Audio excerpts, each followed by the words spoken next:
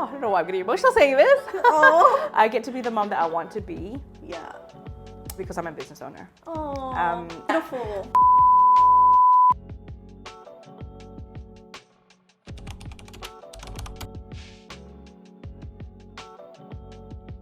Hello everybody, welcome to our fourth episode of Let's Talk BS.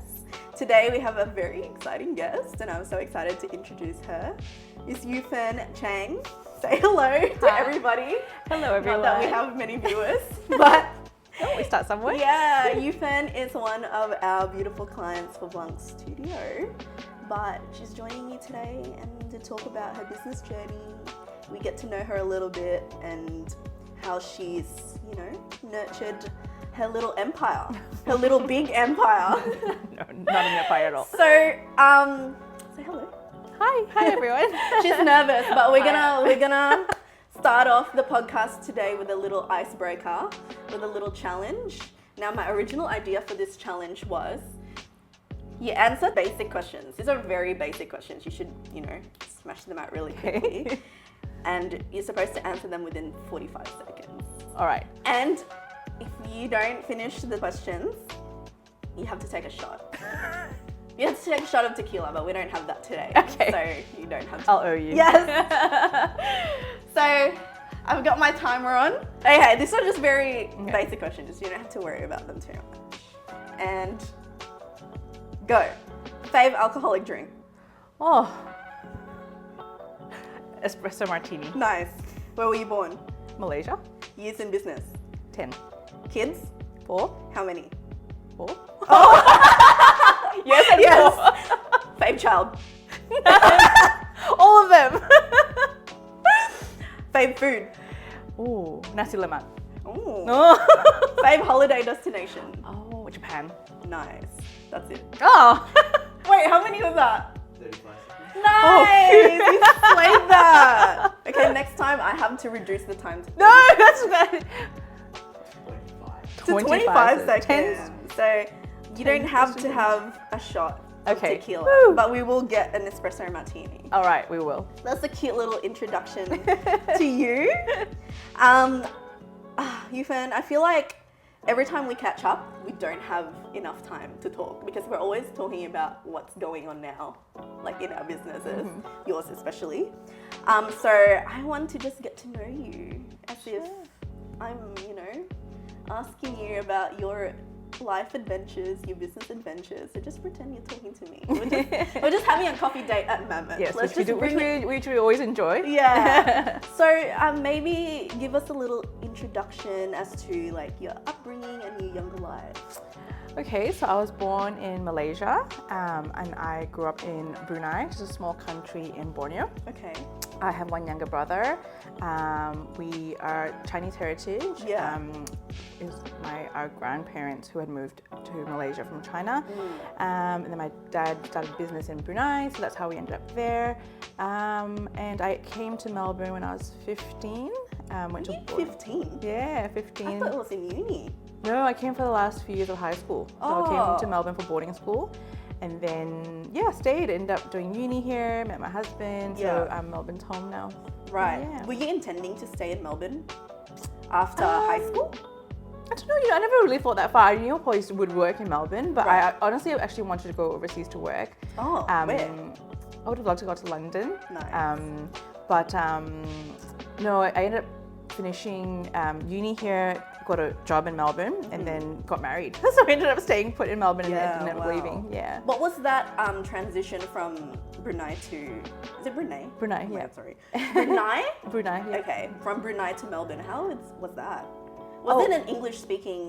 Well, I went to international school, Okay. so was taught in English. Yeah.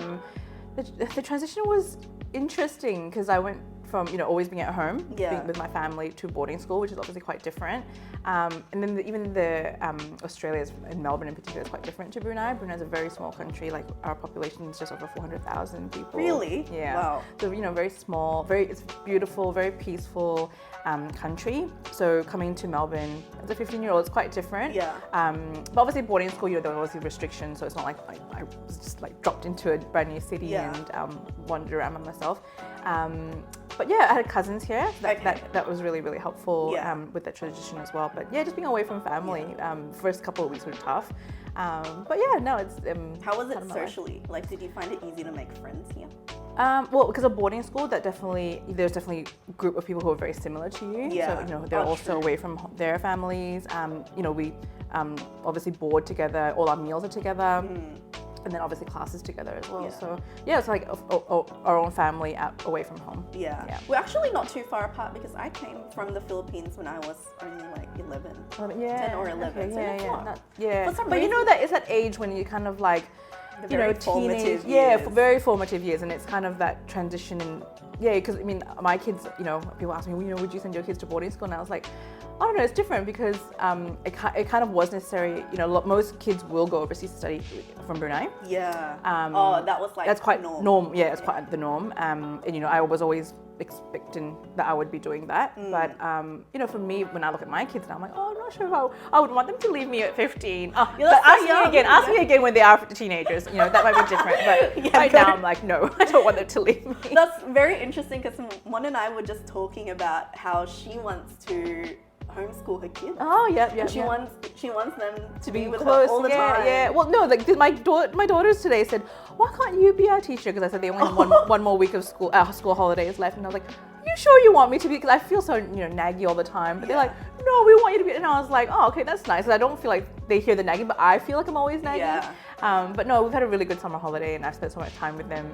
You know, I'm really appreciative and grateful that I've had this time with them. Yeah, Yeah. that's so good. Talk to me about high school to uni. High school. Okay, high school to uni was interesting. So I had always gone to a British international school. So the transition coming to Australia, because the British system has 13 years and the Australian schooling system has 12 years. Yeah. And because of the way I came in as an intake, I came in the middle of year 11, but I was very young. So I went to uni at 16. Wow. So I was very young. And that probably led me to decide to do a double degree, which at that time was quite popular. So when I graduated from high school, the double degree was quite popular at the time. One reason was because I thought if I graduated at 19, I don't think anyone was going to take me seriously. So Right. I opted for a double degree, which was 5 years, Yeah. so that I would graduate at 21. It's like, oh, that's a bit, more consistent with, everyone else. You thought all of this when you were Yeah. 16? Yeah, I admit I was quite mature. Wow. Quite mature girl, I suppose, Yeah. young woman. So I thought I'd do a double degree and then start working at the end of that. But I was young, but most of my friends were like 2-3 years older than me. Yeah. But I think it suited me. Like I think You got on with the yeah, older it was, my maturity level kind of matched that. Yeah. And my husband, he was a year older than me at uni, and he's 3 years older than me. Right. So I feel like that all, our friendship circles were quite similar. So I think that all kind of worked out. Yeah. Yeah. So what did you study? I did commerce and arts at Melbourne Uni. Yeah. So for commerce, I did finance and accounting, and then for arts, I did Chinese, which was really interesting because obviously I'm Chinese heritage, but I had never written or spoken Mandarin. So I Really? Yeah. So I had started. Wait, what? Yeah. So my mother tongue is Cantonese, which is Right, what my right. mom. Oh, It's a gotcha. different dialect. Yeah. So when I went to uni, I started learning from scratch, which is so difficult. Yeah. But I got to go on exchange to Beijing in Yeah. my final year of uni, which was amazing, which is like one of the best experiences of Yeah. my life. Yeah. Cool. When you were in uni, did you know that you were going to be a businesswoman? No, actually. What were you thinking? When I started my commerce degree, I actually really wanted, which sounds so crazy now, a high-flying corporate job. It was kind of what I had envisioned to be like, I don't know, this powerful corporate woman. Yes. In the suit, and be flying everywhere. But having said that, my parents were always in business. Yes. But I know it was never really I never thought it was in me. Yeah. Interesting. Yeah, it was always, I was gonna, do this corporate job. And that's what Asian parents generally want, They right? wanted you to do that, yeah, right? they wanted you to do accounting. It was a safe degree to pursue. You'd get a stable job, be comfortable. And because the year I graduated, it was the GFC. So corporate Yeah. high flying was like out the window, So it looked a lot different to what I had imagined. Yeah. Corporate life to be, and corporate life is difficult. It's, you know, a lot of hard work. You know, Yeah. you don't get paid very much as a So grad. you did, after you graduated uni, you did go into a corporate job. Yeah, so in my final year of uni, because I was going on exchange, Yeah. I had to, in an ideal world, I had to secure a internship with one of the Big Fours. That Yeah. was my plan, to secure an internship with the Big Four on a vacation program. And then from that, secure the job before I went on exchange, Right. which I did. So Okay. I was kind of like, okay, there was kind of relief because then I could go on my exchange, really enjoy myself, not have to worry about like interviews when I come back and after graduation. So I had that, and I worked for Deloitte, which is one of the Big Fours. And yeah, so that was started my accounting like How career. many years was that? The work. The corporate job. Oh, I was there for 3 years. So I got accredited with them with quite a my long time, chartered like, accounting. after Yeah. uni. But I had to. I really wanted to finish my chartered accounting qualification with them Yeah. before I left. Otherwise, it was kind of like I'd be kind of halfway. Yeah. So that was what I was aiming for, which I did. And then I got married. So that was like, kind of like my ticket out of corporate. But if you went, sorry, back to asking me about business. I did start a business in uni selling jewelry. Really? Would you say that was like your first? It was kind of my first taste of business, but when I look back, I wouldn't really say it was very business savvy. So I used to make costume jewelry, which I still love. I'm really still very passionate about, but I just haven't touched it Yeah. for so many years. So I used to make one-off pieces. Wow. By Like hand. gold or? No, it's like just with like pearls or semi-precious Yeah. stones. Oh, okay. Yeah. But it's not fine jewelry, so it's kind of like, you know, I get to play with like all the wiring Yeah, and all yeah. that kind of thing. I'd make individual pieces and I'd only sell one of everything. And I was like, Right. that's not a very great business model. Novelty. Yeah, you know, which I was really, but then I would donate the entire sale proceeds plus more, you know, to charities. Really? But I was like, how are you ever going to sustain this business? So that was the first That's taste. just giving us a little insight of like everything that you're doing now. Yeah, you know so what I mean? I learned a lot more since then. But anyway, I just love doing it. So How yeah. long did that last in uni? Oh no, Did I you do would've it throughout? Yeah, I would have done it all throughout uni. Even when I started working, I had like market stalls on the weekends. What? Yeah, What was yeah. it called? Ufern jewelry. Aw. Yeah. And we used to be like at like Rose Street markets in is it Fitzroy? Yeah. Yeah, I used to have like market stalls there. That's so different. So different. I never knew that about It you. was, you know, a small thing, but you know, my mum is probably still my biggest fan, so she still wears a lot of my pieces. Really? Yeah. And I That's went so to cute. I went to the UK just before COVID for one of my best friend's weddings. Yeah. And I saw a lot of my pieces hanging in her That's dresser. so So cute. yeah. So it brought back a lot of memories. And I've kept all my beads and all my stones. And my girls are approaching that time when they can start exploring with it. So, Yeah. yeah. Aw. Yeah. So I'm really excited when they do. That's so cute. Yeah. I know that your husband, Jono, Hmm. you met him in uni, during uni. Yeah. And I know that you work very closely with him in Yeah. all your businesses. Mm-hmm. How did it come about? Like, was Jono always the one who was a bit more business? So Jono's family, very similar to mine, were always in business. So his parents were always in business, in small business. But the difference I would say was that Jono was actually very like involved with his parents' business, So whereas he had a lot of knowledge. yeah, like hands-on, and I guess different because they were kind of like franchises, small business, family business. Whereas my parents were always in business, but we weren't like my brother and I were never involved. Okay. So Jono was actually a lawyer, so he did commerce law, and that's when we met at uni. But when he started his law kind of career, I started my accounting career. We both, at that point, knew we were never going to stay in corporate like Wow. forever. So when we had gotten married, I thought that was my ticket out. Sorry, I thought Yeah. that was my ticket out to leave corporate. Okay. Because I suppose, you know, with Asian parents, you can't really just like quit a really good job and not do anything. So, but then it was kind of, what am I going to do? Like, Yeah. you know, so we decided we wanted to open restaurants, which was random. You know, we don't really Yeah. have, apart from enjoying eating, we don't really have that kind of hospitality experience. You never had hospitality experience, but you knew that you wanted to open restaurants. We just knew we didn't want to do what we were doing, and this was a possible path Okay. to starting our own business. So we went into Mad Mix, which is a Mexican franchise. Right.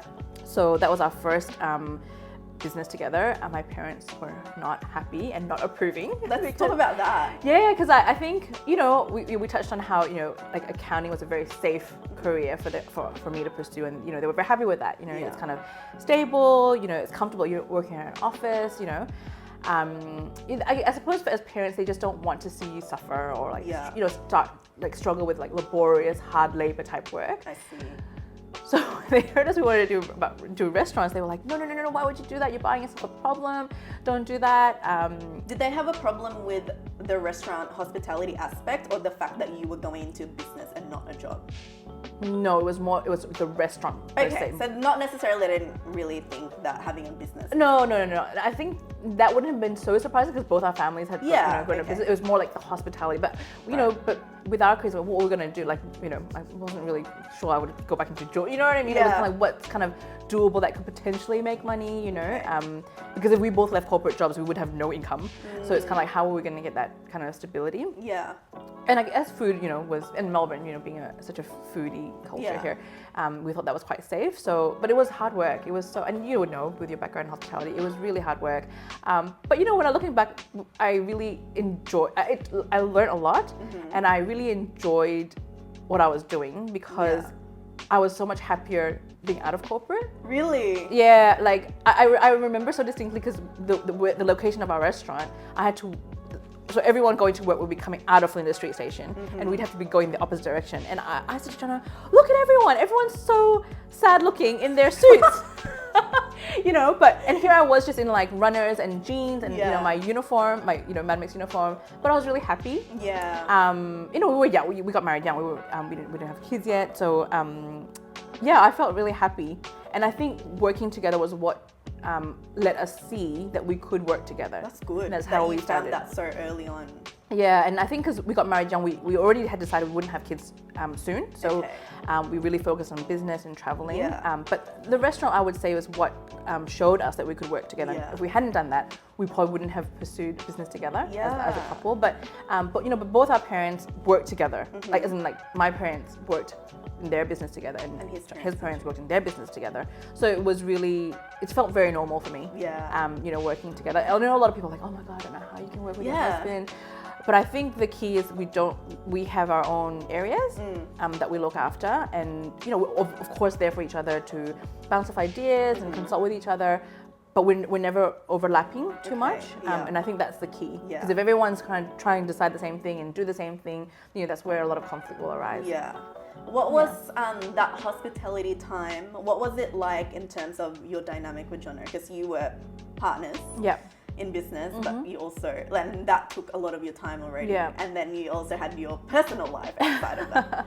I feel like there was no personal life back then. I didn't feel like, I feel like I was more hands-on in store. Jonathan would be more strategic, you know, because we ended up having 3 stores before we sold. So he would be kind of looking at the next site, the next location, kind of more high level things, and I'd be more in store. So you'd be like more managerial. Yeah. Operating the stuff and doing all that. Yeah, like rostering, you know, ordering, that kind of thing. You know, you have to get familiar with the business before you can like pass it on to like a manager or anything like that. Did you pick it up easy from like corporate into like hospo? Did it come naturally to you?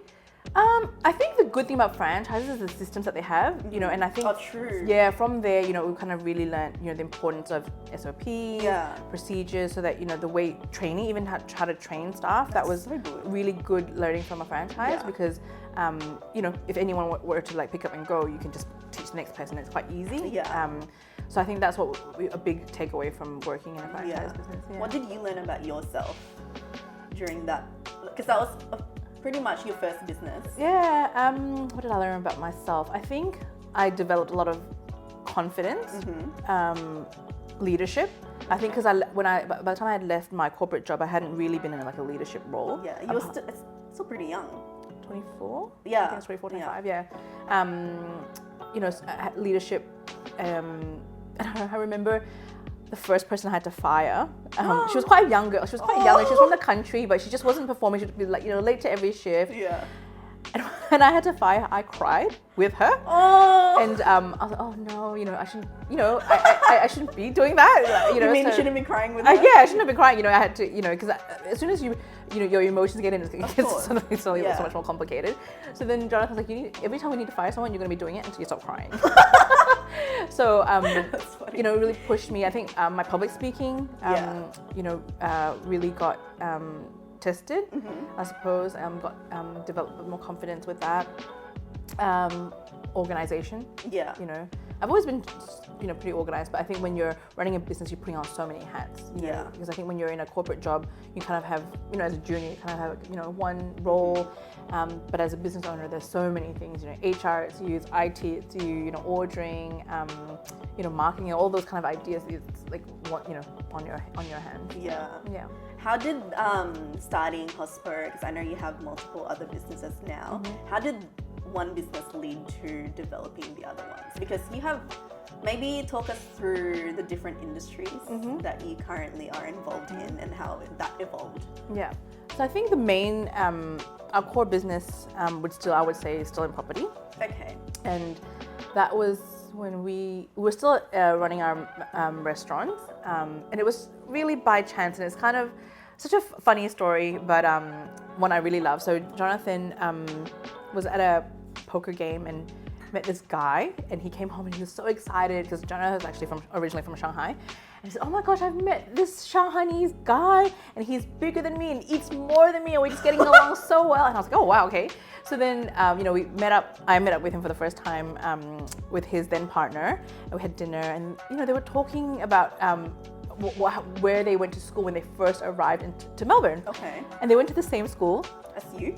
No, the two boys, Jono. Jono and this guy, Yeah. went to the same school, were in the same year level, What? and they had all the same friends, What? except they didn't remember each other. That's So they were like, no, you couldn't, because but then everyone, they had all the names they had thrown out, they had known, and Jono had forgot he had changed from his Chinese name to his current name, Jonathan. yeah. And that was who this friend had been looking for all these years. So they were friends from year 3. Wait, so they were friends? They were friends. Like they knew each They other? knew each other. We were in the same class, and then suddenly they remembered because when Jason, who's our friend, had arrived, he couldn't speak English, Yeah. and Jono had to translate for him in class. So anyway, so Jason was in real estate. Okay. We were all very young then, and Jono just threw it out there. We'd love to try our hand in property. If there's any opportunities that you see, that I think we for beginners to get involved in, let us know. So then they continued their friendship, and then one day he just said, oh, there's this block of land for sale. I think you could give it a go. And we did. So we then asked one of our uni friends who had studied property and construction to come on as one of our partners. So Jonathan was looking after legals, and I was doing finance and accounting. So we came up with this 3-person team, just working out of our apartment, trying to see if this block of land would really stack up, and could we really do it. So we ended up building 4 townhouses. Yeah. But it was also the time when Melbourne property was doing really well. We kind of caught that wave. Yeah. So we did well from that first project, and then we kind of went on to the next, another project and another project. But when we had started that, I then fell pregnant with Juliet. So that was when we decided to sell. This is only 6-7 7 years ago. Yeah. Right? So the property business had, this year it's 10 years. Okay. So obviously we had continued running while we were doing this project, and then when I fell pregnant, we thought I should probably stop being in the, because just didn't want to be, because it actually took me a year to conceive Juliet. Right. So we thought, it's finally happening, we better be careful. So we thought now's probably a good time to sell the restaurant. So we sold 3 Mad Mixes together. Okay. So by that time we had opened 2 other ones. Yeah. And we sold the 3 of them together as a group, and then just focus on the property side. Okay. Yeah, so property we still obviously do. Yeah. Then, so that's still, I would say that's still our core business. Then we decided to go back into hospitality, just before 'Cause COVID. now you have 300 million No, restaurants. just a few. But I don't really have to do much with the. I'm not that involved in those businesses apart from taste testing. I love it. But the hospitality business, you know, we thought property required a lot of cash flow. Right. Right, like you put a lot of money in, but you don't see it until the end of the project. Right. So we wanted another business that was more operational, Yeah. that, you know, could bring us, That you know, consistent income. yeah. So we decided to go into hospitality, but obviously in a very different capacity. So back then I was actually in the kitchen, actually in the line, Yeah. kitchen store. But this time it's different. You know, we have a team that's doing it, Yeah. you know, that's running it. But we got hit by COVID. So we had just, Had you only started yeah, right. hospo? Yeah. It was much later. The hospital came in much later. Wow. Yeah. So right before COVID. Yeah. But you know, it was challenging. I won't lie. You know, there was like a lot of restrictions. We couldn't open, and then when we could open, there was like however many people per square meter. The social distancing. You know, it was a challenge, but you know, we got through it. Yeah. Now we're back into. But I think this year, well, last 2 years, kind of more streamlining what we were really doing with our hospitality business. Okay. But yeah, it's been good fun. Yeah, wow. Yeah. I want to bring it back to that transition between hospo and property, because that's two very different industries. Yep. How was that like in terms of your lifestyle? How did your lifestyle change? In terms of work. Yeah. Well, I think by the time we had sold the restaurants, I was taking a more kind of office role in terms In of the property business. Oh no, I was always involved in I was always involved at an office level for the property, but with the restaurants, you know, I was doing more hiring, Right. payroll, Oh, all the okay. admin, right? Right. So there was like how many years of overlap between hospo and? Hospital probably 3. Okay. Yeah, But- 3 years before we sold. Yeah, 2 or 3. Yeah, no, I would say 3 years. So then at that time I was kind of doing, you know, the paperwork and admin and all that for both. So I think from that point of view, a lot of the skills were transferable, like you know, Yeah. the organizational skills, the time management, and all that.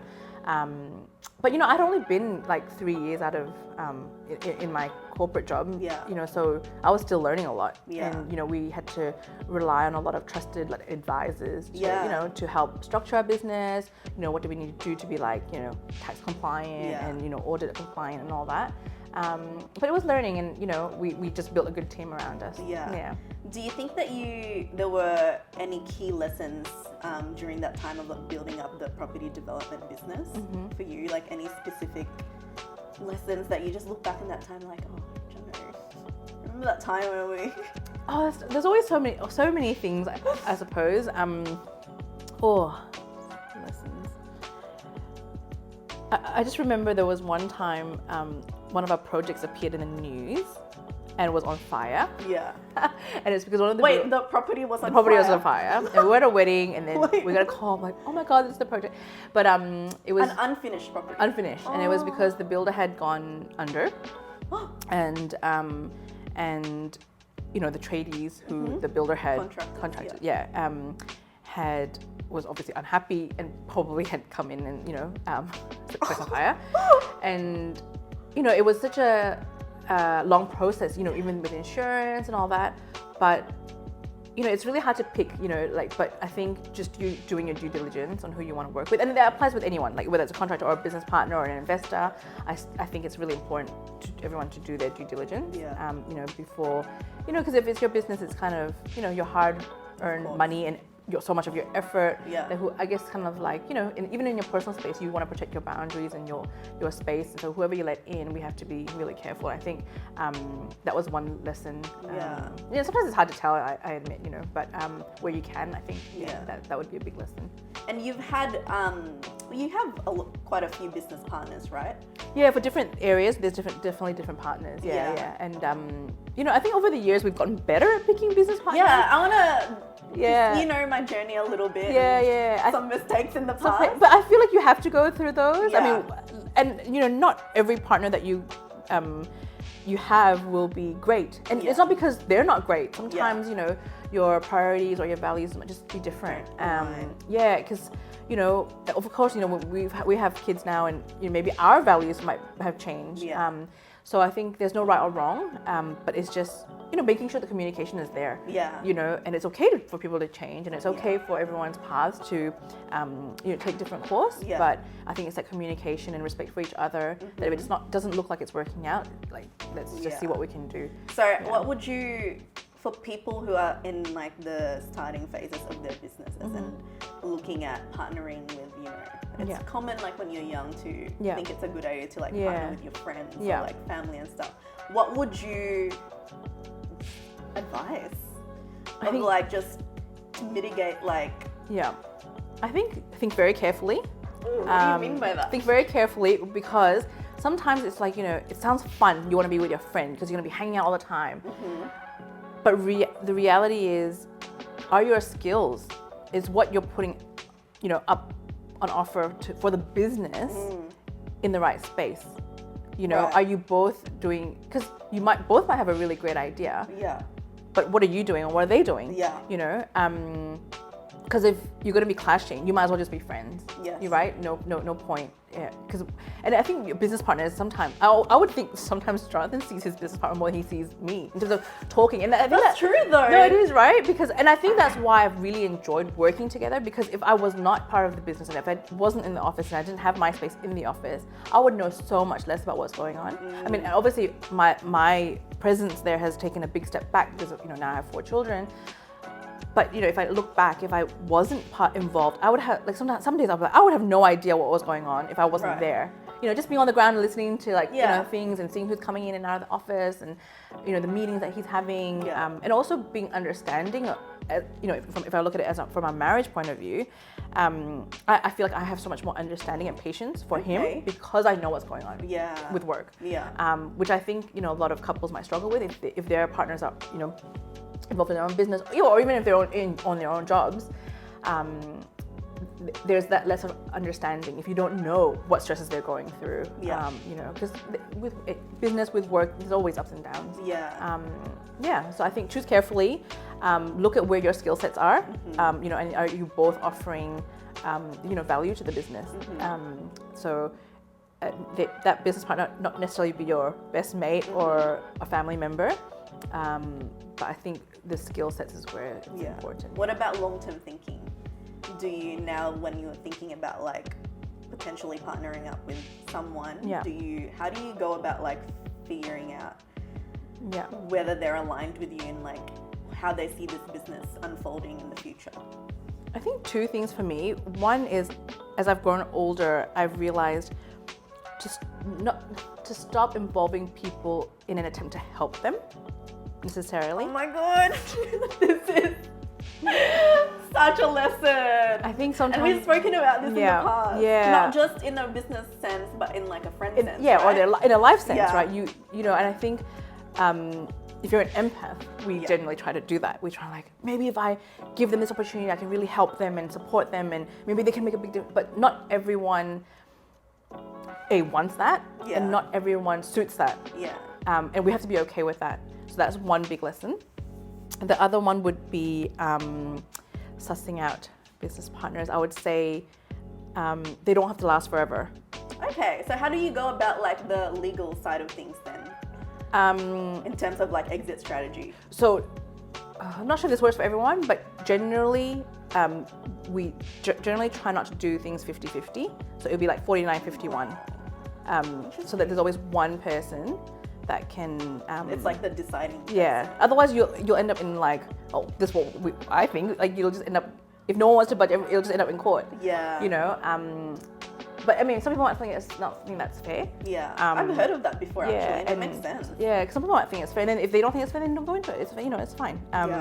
But that's one. And the other thing I feel in terms of business partners, a lot of business partners I guess we have, I would say have come up through the ranks. Right. So you've seen them work. So they've really shown their loyalty. They've shown. They're enthusiastic, and they might not actually be like qualified in the sense like I think for us we don't necessarily value like qualifications per se. I mean, obviously we're not doctors and all. But but we really value things like loyalty, initiative, work ethic. How do they fit in culturally, and we have had people come up through the ranks like that. So, for example, one of our longest serving staff member rolled burritos with me at Mad Mix. Wow. Yeah, and she's been with me 10 years. That's Yeah. amazing. And she's practically family now. Is she part of the hospo team now, or more? No, like she's in part of the still property side. Yeah. So and I feel like I value that, and that's a friendship, and I see her part of the family. Not necessarily an employee, but I see her part of the family, and a friendship that I treasure. Is she one of your partners now? Not enough partners, but she's in a really high position within the business. And I value that, and I assume she does too. Yeah. So yeah. Wow, that's Yeah. lots of notes. Lots of notes. Yeah. You mentioned a little bit about like growing that relationship over the years and forming friendships within your business. How do you maintain that boundary? Yeah, that's a hard one. I wouldn't say like I'm super close to everyone. It's more a time thing. Yeah. But I feel we are very close with senior management in the business, and those are relationships we want to foster. Yeah. Not because we don't care about everyone else, but more because of timing restrictions. And I feel because of people who are involved in the business at that senior level, most of them are probably like a part of the business, in some shape or form. So it's a long-term relationship. Yeah. Yeah. So boundaries are a hard one, but when I look at the group that we have, I would say most of them are like family. Okay. So, yeah. How would you say your leadership style is? Ooh, I'm probably a bit too soft. I'm very motherly, which Makes sense. which lends to Ilan. But I feel like I go into the office and I'm like mama bear. Yeah. Because I'm kind of like, how are they feeling? Are you the good cop? Yeah, for sure. I'm the one like, I was the one who dressed up as Mrs. Claus for Christmas party. That's me.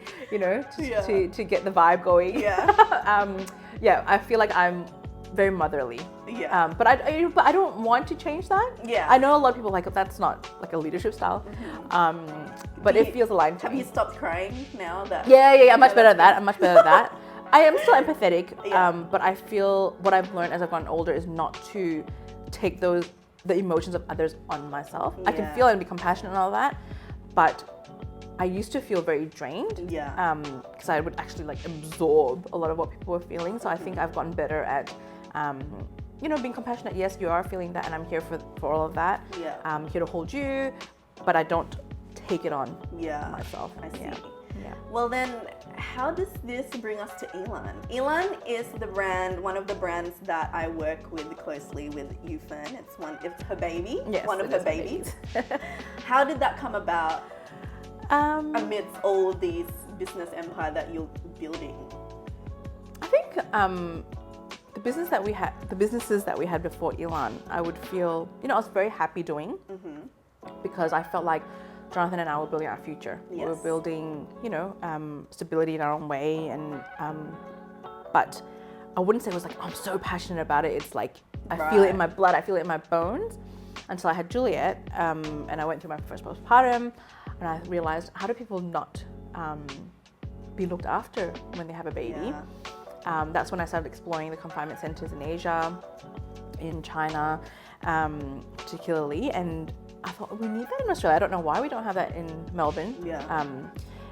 And I thought all moms deserve this kind of care. And for me, because I'm Chinese, it was always assumed. The postpartum care was always assumed. I never even had to really plan it because people would just rock up. My mom was here, my mother-in-law, my aunties, and I couldn't imagine being a first-time mom without having that support. And even if it wasn't emotional support, like just the physical, the cooking, the cleaning, just the helping out, just having a set of extra hands to help hold the baby for a moment. While I went to the bathroom, I had a shower. I just don't know how people do it without. So that's why, I became really passionate about postpartum care, and that's how Elan started. But that was what I really felt was, I had a fire in me around postpartum care. So, but I'm still involved to some extent with the other businesses, but a lot more heavily now with Elan. Now that I have the kids. So maybe talk us through what Elan is and like what because the last few years of Elan has been more like product and building brand awareness, Yeah. etc. But when you came up with this concept of Elan, what did you want to do? So when I traveled to look at the confinement centers in Asia, I felt they were either very medical, so they're kind of like an extension. So with confinement, Chinese women observe it for 30 days post-birth. So in Asia, you generally leave the hospital and you'll check into a postpartum hotel. Okay. Some people will stay up to 30 days, 30, 40 days. So when I went to visit these centers, I felt they were either very medical, so it was kind of like you were just staying for like another 30 days in a hospital, or they were like on the other end and like super gaudy, like, you know, marble floors, chandeliers, velvet curtains. I'm like, whoa, this is like too much like postpartum. And you know, with Melbourne being so, you know, we're such a wellness city, you know, we have beautiful yoga studios. I really wanted something that was a little bit more like zen and just natural, holistic. And I wanted really one place to host all these things that were so beautiful about postpartum care. And it really wasn't until I guess I kind of had an idea when I had my second and third, but it wasn't until my fourth when I finally had a confinement nanny who lived in with us that she was an amazing cook, but I didn't get along with her. Yeah, which was really interesting. I can't picture you not getting along with anyone. No, it was more like because, you know, with a confinement nanny, their priority should be mum, looking after the mother. She was an amazing cook and, you know, cooked delicious food. And Jonah was like, can we just keep her so that she could keep cooking? And I was like, no, we're just going to get like really, really fat because we were having like, because I get fed like 5 meals a day. Yeah. But her food was so good, we would have like extra portions and more of it. And it was great, you know, it was great for like the milk and all that. But I just didn't get along with her. And then that was when it really confirmed for me, it's just not possible to expect from one person to look after well the mum, look after well the baby, be an amazing cook, and have, you know, be able to do like massage and body work. And that's what I really wanted for Elan. I wanted Elan to be a space that had all these offerings. You know, that could be like the best of everything. For a mum, and if a mum could come in and stay. But that got put on hold because of COVID. But then I had my third child during COVID, and I said, oh, people still need help, especially because my parents couldn't come to support me when I had Leighton. So that's why we started the online retail offering, because we wanted to still support mothers through our dry pantry range, our Chinese herbs, self-care packages. And this things is like that. now during that time where I guess our paths crossed, right?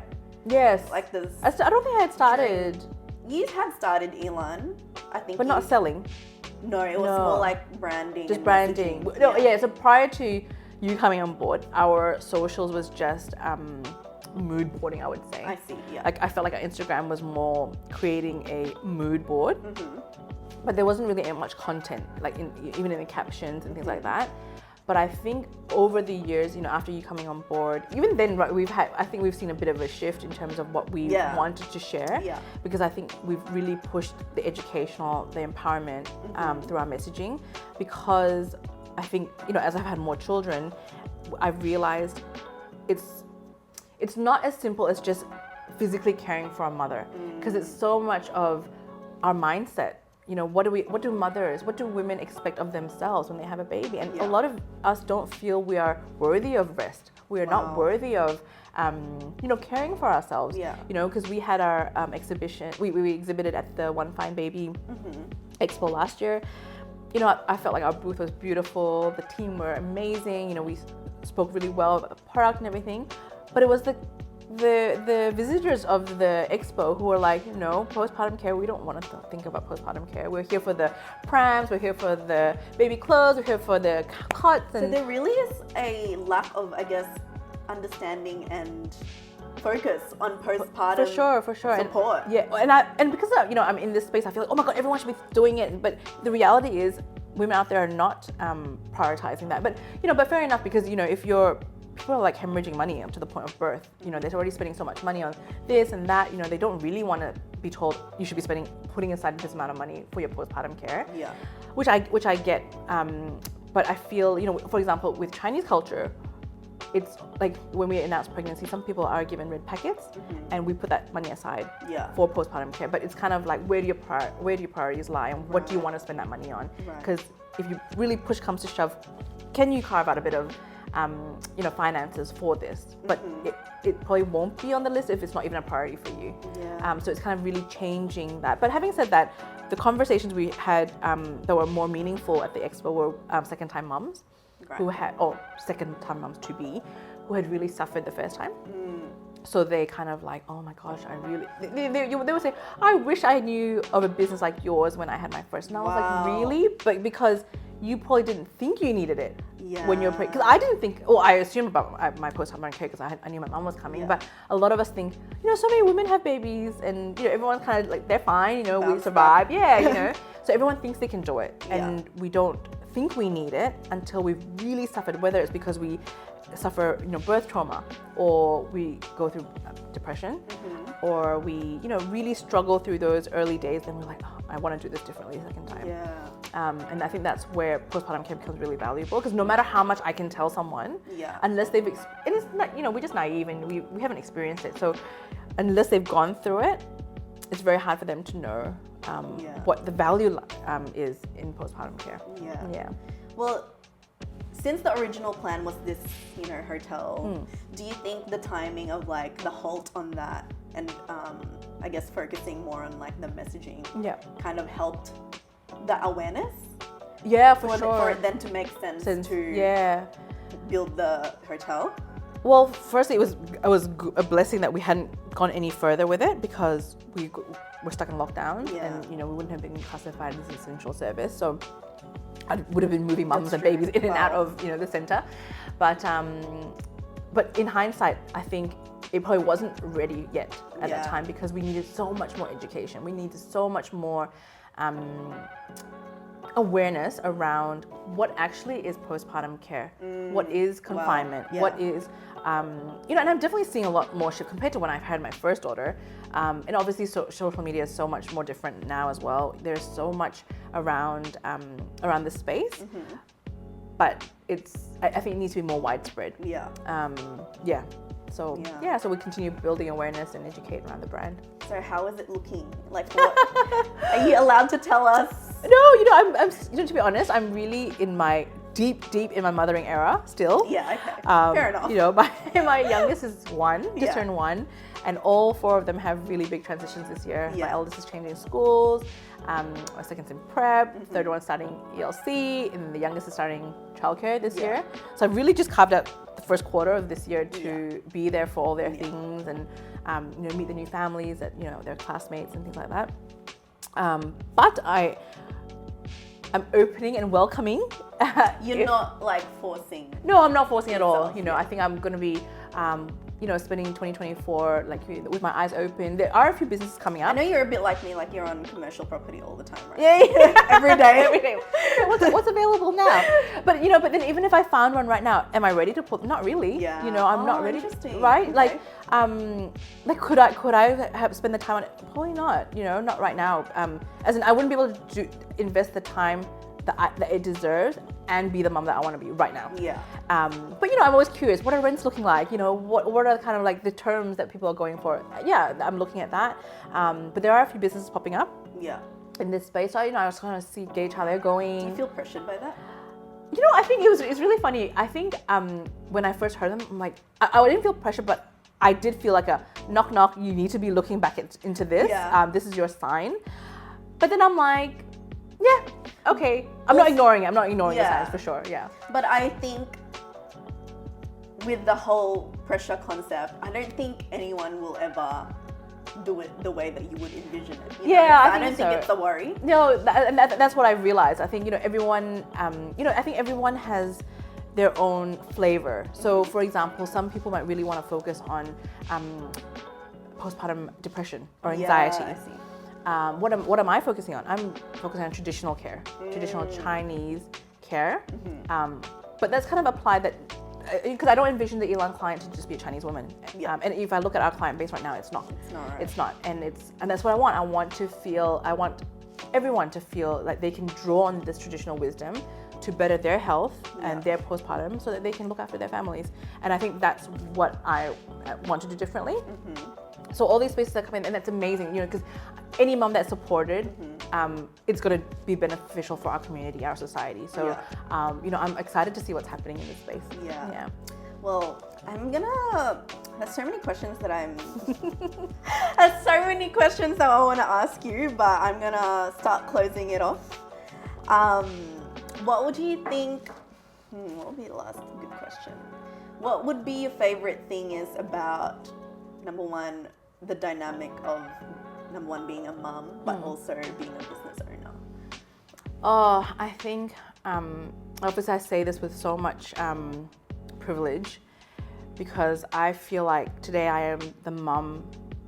Well, I don't know why I'm getting emotional saying this. Oh. I get to be the mum that I want to be Yeah. because I'm a business owner. Oh. And you know, and beautiful. thank you. Yeah. And I have to credit my husband for, and I know it sounds like, oh God, you know, But it makes total sense. you know, because I feel, and I say that, and maybe people who are listening will be like, oh my gosh, she's not this feminist and she's doing all her. I'm not, because I really credit my husband Yeah. and myself for the hard for what work. we've built. Yeah. You know, we carved, you know, a good few years. Yeah. To be able to do Because this. you made that choice with him Yeah. that you're gonna hold off on motherhood. Yeah, till we were a bit later. something solid, Yeah, we got married young. I was 24, but I still remember because he was doing his like law job, like Monday to Friday, and then after work, he'd be helping his parents' furniture business, and I would finish uni, and because to save on delivery fees, we would drive whatever we could fit in the car Wow. ourselves. So Yeah. I would drive, he would nap, and I would be like, okay, we're here. Get the thing out, deliver it, and then come back in, and he'd nap, and I'd drive to the next location. Yeah. And I remember a lot of my friends, they would be on weekend getaways with their boyfriends or doing girls trips, and I just couldn't go on those Yeah. trips because I had to be available to the restaurant in case something happened, or I couldn't be too far away from Yeah. anything. And Did you feel a lot of like FOMO back then, or like you were missing out? I felt, I'm quite a homebody, so I feel like socially it didn't feel like too like sad or anything like about it. But it was a sacrifice, Yeah. right? Like a lot of people 100%. would be out, you know, and I just couldn't do it. Like to be able to be working, I was out till 3 a.m. Like, and I used to, because for our first restaurant, because we were on Flinders Lane, we closed at like 2 a.m. 2 a.m. 2 a.m. Mad Yeah, it was a bad idea. 2 a.m. It didn't last very long, but I was like, this is a bad idea. But because there was a club upstairs, we were like, you know, trying to get this like last leg of business. But then it was so late, I used to drive the staff home because I was like, I know, but boundaries. I know, but I was like, but I have a car and they don't, and if they close and they miss the tram, it's gonna be like half an hour before they get their, you know, their next like ride. And in that time, I could have already dropped them home, you know, and they could get their sleep, you know. So we used to do that, you know. But when I look back, and it's okay. Yeah. And I was young, and I didn't feel like exhausted. Like I felt like exhausted. But when you're mum, it's like a different level of exhaustion, you know. But at the time, I was like, we can do it, you know, and probably, you know, depleting some of my jing. But anyway, but it was fine, you know, and I feel happy I did that. I feel like it was a worthy sacrifice so that I could, because there's no way I could have 4 kids and go to all their assemblies and be there for all their after school activities. Like I don't know how mums in corporate jobs do it. You know, they're doing such an amazing job. There's a lot of pressure and there's a lot of work and a lot of juggling, a lot of guilt, to feel like you torn, like, you know, you want to be there but you can't because you have this and that. You know, like for me to be able to restrict my meetings to between 9 and 2:30. For me, that's amazing. So I feel very grateful that I can do that. And I again, credit to, you know, what we've built together, Jonathan and I. You know, but having said that, there's also a lot of support. Like my in-laws are amazing. You know, whenever I can't do something, they always drop everything to help me with the kids. My parents, they don't live here, but you know, they've especially after COVID, they've come in a lot more frequently. You know, that's a source of support and help, whether it's just, even if it's just cooking, you know, healthy home cooked meals for us. You know, we have the support of a nanny, so all these things. But you know, we've built that to be able to have this. So yeah, I just don't think I could be the mum that I would want to be without having done that. That's beautiful. Yeah. Well, that makes me excited about my journey and like my focus right now. Yeah, you know, it feels like a lot and hard, but you know, I think when you look back at it, you're like, oh, you know, I love it. Yeah. And you always tell me like, you know, like you've made comments before where you're like, you kind of remind me a little bit of myself when I was younger. But that's such a beautiful thing to say, and that makes me excited about my business it's all worth, journey. no, it's as long as you're happy doing it, that's the main thing, Of course, you know. I think what's the point of doing something that you don't enjoy Yeah. if you're going to be, you know, investing your time, your money into something, like at least enjoy it, you know, Yeah. enjoy the journey, you know, and I think it's okay if it changes course, you know, and it's fine. You've come along where you thought you were going to be in hospitality for a while, right? But when I first met you, Wow. right? That's wild. Now I yeah. cannot picture myself. in Yeah, hospitality. and look how far you've come and the team that you've built, and but it's all part of the journey. It's supposed to be this way, so you just trust it. Yeah. Yeah. Well, thank you for guesting No, in you're today's welcome. episode. I've always been inspired by you, Oh, but thank now you. that we've had this conversation, I'm even more Oh, inspired thank by you, So, thank you. I'm inspired by you and What? your. No, honestly, I know Why? you always say that, but no, I am. You are literally one of my biggest supporters, and I Aw. just want to thank you for that because you're welcome. growing up, I felt like I wasn't really supported that much. So, oh my god, I'm gonna cry. Us both like crying at each other. But to you, you know, you're just commenting on my stuff and like checking in on me, and to me that's like really big for me. So I really appreciate when you do that. Oh, And you're so welcome.